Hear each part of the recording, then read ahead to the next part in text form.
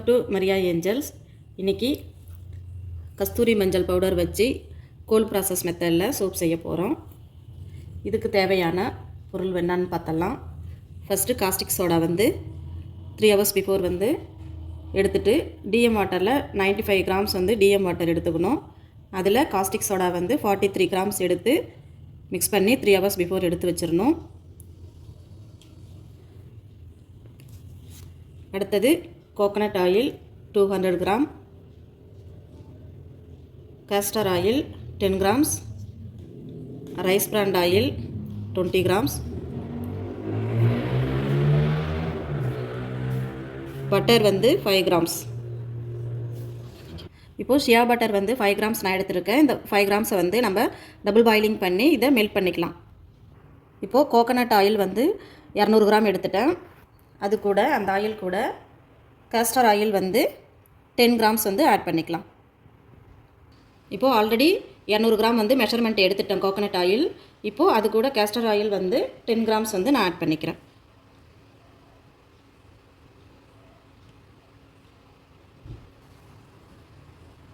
அடுத்தது rice bran oil 20 gram add பண்ணியிருக்கிறேன்.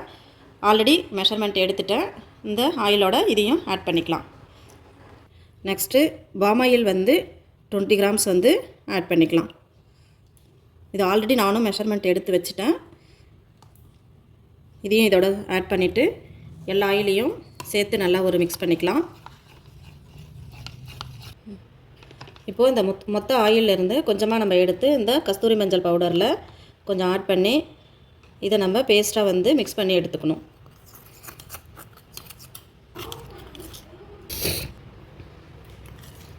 இப்போது இதை மாதிரி நல்லா பேஸ்ட்டாக மிக்ஸ் பண்ணிக்கணும், லங்ஸ்லாம் ஃபார்ம் ஆகாமல் இருக்கிறதுக்காக. அடுத்தது ஷியா பட்டர் மெல்ட் பண்ணி வச்சுருந்தோம். அதையும் நம்ம இந்த ஆயிலோட ஆட் பண்ணிக்கலாம். ஆட் பண்ணிவிட்டு நல்லா மிக்ஸ் பண்ணிக்கலாம்.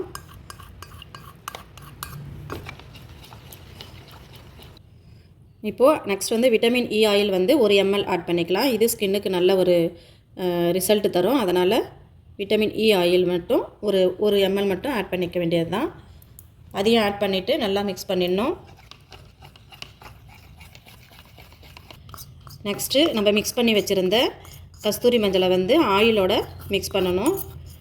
மிக்ஸ் பண்ணிவிட்டு நல்லா அதையும் நல்லா ஆயில் இந்த கஸ்தூரி மஞ்சள் எல்லாமே மிக்ஸ் ஆகிற அளவுக்கு நல்லா மிக்ஸ் பண்ணிக்கணும். கஸ்தூரி மஞ்சள் ஆட் பண்ண பிறகு ஆயிலில் நல்லா மிக்ஸ் பண்ணிக்கணும். இந்த கஸ்தூரி மஞ்சளோட பவுடர் ஆட் பண்ணும்போது அதோட மெஷர்மெண்ட் நமக்கு 100 கிராமுக்கு 2.5லேருந்து 3 grams வரைக்கும் ஆட் பண்ணிக்கலாம்.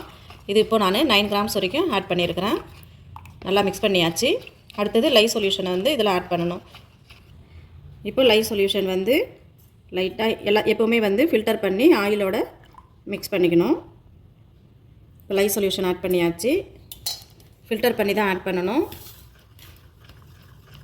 இது எப்போவுமே ஸ்பூனால் நல்லா மிக்ஸ் பண்ணும்போது நமக்கு 45 minutes டைம் எடுக்கும். பிளெண்டர் போட்டு மிக்ஸ் பண்ணும்போது ஃபாஸ்ட்டாக நமக்கு இந்த தோசை மாவு பதத்துக்கு சீக்கிரமாக அந்த பதம் மாறிடும் நமக்கு.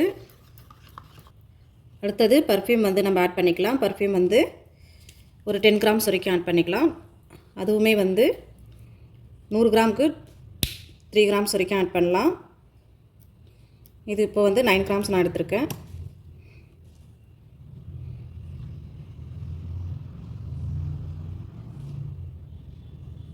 இப்போ 5 ml ஆட் பண்ணியாச்சு. கிராம்ஸில் எடுக்கணுன்னாக்க நீங்கள் 9 grams ஆட் பண்ணிக்கலாம். இப்போது பர்ஃப்யூம் ஆட் பண்ண பிறகு நல்லா மிக்ஸ் பண்ணிக்க வேண்டியது தான். எப்போவுமே நம்ம கோல்ட் ப்ராசஸ் சோப்பு செய்கிறப்ப கண்டிப்பாக கை க்ளோஸ் போடணும், மாஸ்க் போட்டுக்கிட்டு செய்யணும். அந்த காஸ்டிக் சோடா லையோட வாட்டரில் நம்ம டிஎம் வாட்டரில் மிக்ஸ் பண்ணும்போது அதில் புகை நம்மளுக்கு ஃபார்ம் ஆகும். அதனால் எப்போவுமே கை க்ளோஸ் கண்டிப்பாக போட்டுக்கிட்டு செய்யணும். இப்போ பாருங்கள், நான் பிளெண்டர் போடலை, ஸ்பூனாலே மிக்ஸ் பண்ணிகிட்டு இருந்தேன். ஸ்பூனாலே மிக்ஸ் பண்ணும்போது இதோட இந்த மாதிரி தோசை மாவு பதத்துக்கு கூழ் பதத்துக்கு வந்த பிறகு நம்ம மூண்டில் ஊற்றிக்கலாம். எப்போவுமே கோல்ட் ப்ராசஸ் மெத்தடில் நம்ம சோப் செய்யும்போது அதோட கலர் இப்போது மஞ்சள் கலரில் இருக்குது. நம்ம அந்த 1 month வெயிட் பண்ணி நம்ம அந்த சோப்பை யூஸ் பண்ணும்போது அதோட கலர் கொஞ்சம் டிஃப்ரெண்ட்டாக நமக்கு சேஞ்ச் ஆகும்.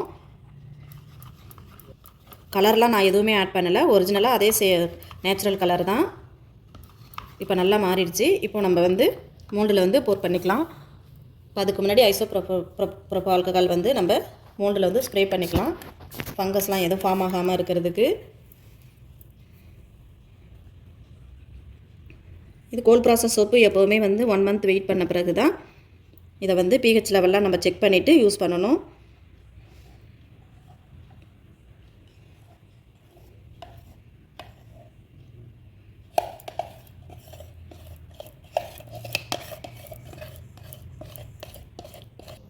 இது மேலே திரும்பவும் ஐசோப்ரோபோ ஆல்கஹால் வந்து ஸ்ப்ரே பண்ணிடணும்.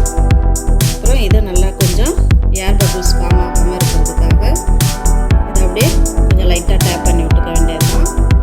ஓகே, இது 24 ஹவர்ஸ் வெயிட் பண்ணி தான் நம்ம மோல்டுலேருந்து சோப்பை எடுக்க முடியும்.